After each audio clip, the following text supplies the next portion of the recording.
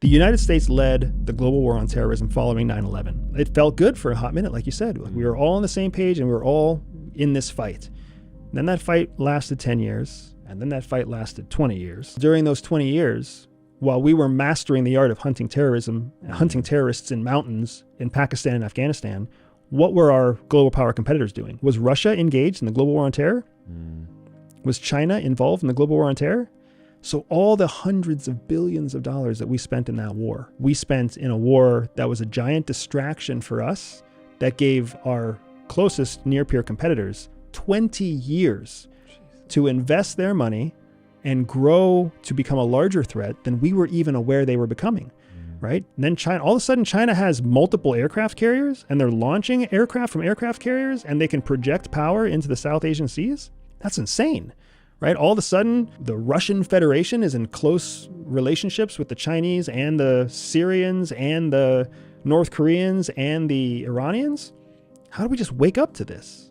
Right? And that's what happens. It happens because we are still an adolescent country. So we get very myopic and we become very focused on the thing that we're playing with right now. And we lose the larger sight, the larger vision. The world has watched us do this for too long, and they don't make the same mistake twice, especially not authoritarian countries, because authoritarian countries have the benefit of authoritarian rulers that sit in an office or sit in a place, in a chair, for 15, 20, 30 years, right? They don't deal with the kind of tumult and transition that we have in the United States. I believe our constant change of leadership is part of what makes us strong, but we haven't yet learned how to have a change in leadership without a change in focus. That's what we haven't quite learned to do yet.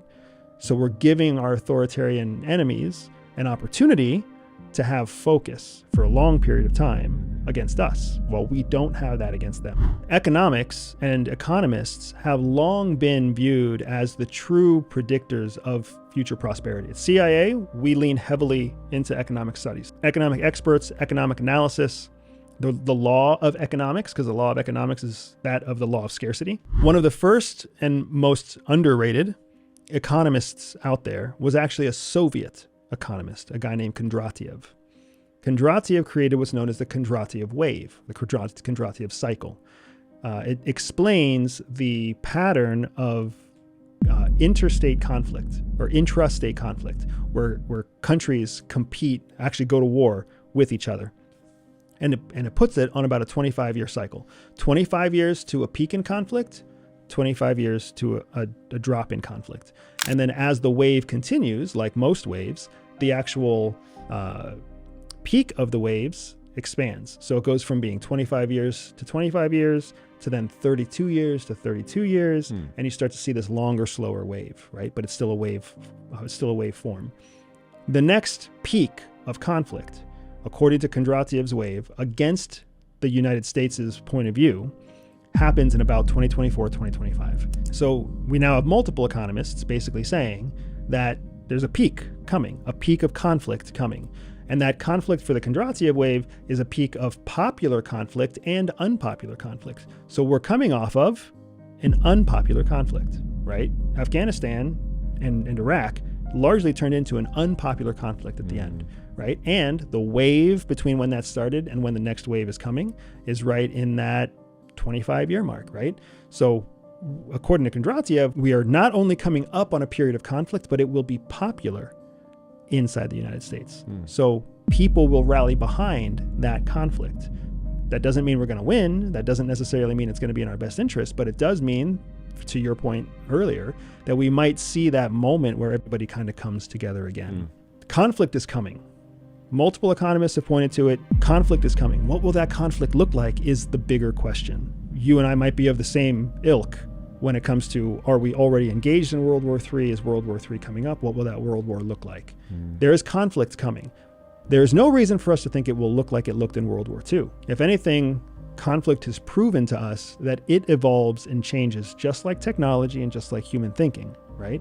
But it's still predictable because it takes human beings to wage war. The news media oversimplifies everything. So media says that the UN passes resolutions that condemn Russia. That's true. And the UN passes resolutions with a large majority. 140 countries condemn Russia. That is also true. What they're not telling you is that the countries who are not condemning Russia are the largest, wealthiest countries in the UN. China is not condemning Russia. South Africa is not condemning Russia. India is not condemning Russia, right? Even inside NATO, you have Belgium and Hungary who are not condemning Russia. So even NATO is not unified on this. Whoa. Right?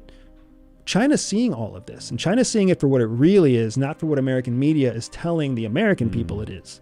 And the American media isn't, they're not trying to, they're not trying to lead us astray. They're just trying to run a business. They're trying to get people to read their newspaper, click their links, see their ads, so that they can pay their employees the next pay cycle. It's all the media is trying to do. They're not trying to lead us down the wrong path. What is the laughably predictable thing that would happen next?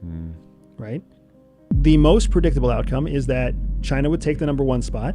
We would fall to the number 2 spot. Who's always everyone's target? The guy in the lead. So right now, the world is unified that the United States is enemy number 1.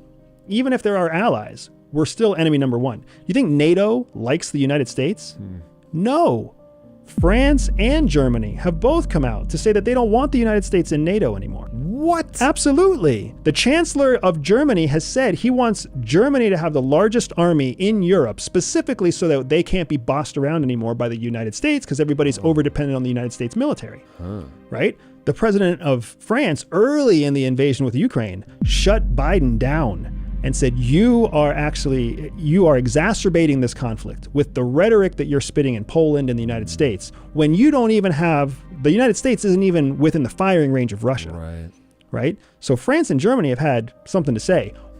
Biden has been so successful with his policy in Poland because Poland has long had history against Russia. So it's a natural way in. Poland already hates Russia, and Poland will take any help it can get from anybody in NATO. And so the United States comes in and says, hey, we'll help you, Poland. We'll back you up, and Poland backs the United States up. But Canada and France and Russia and Germany and the UK, they have a very different story there. Knowing what I know about humans, I don't see how we get back on to coming together without massive suffering. Now, with enough suffering, we will, but I don't see how we'll come back together without just a tremendous amount of suffering. I wish I could disagree with you, but I agree with you. Not only would it take a tremendous amount of suffering for us to reunite, but our biggest threats right now are also aware that as long as we don't suffer, we're not really going to unite, right? We're the fat dude in the corner picking at our hangnail, while the rest of the world is working out, exercising, getting smart, and getting ready to go to war, right?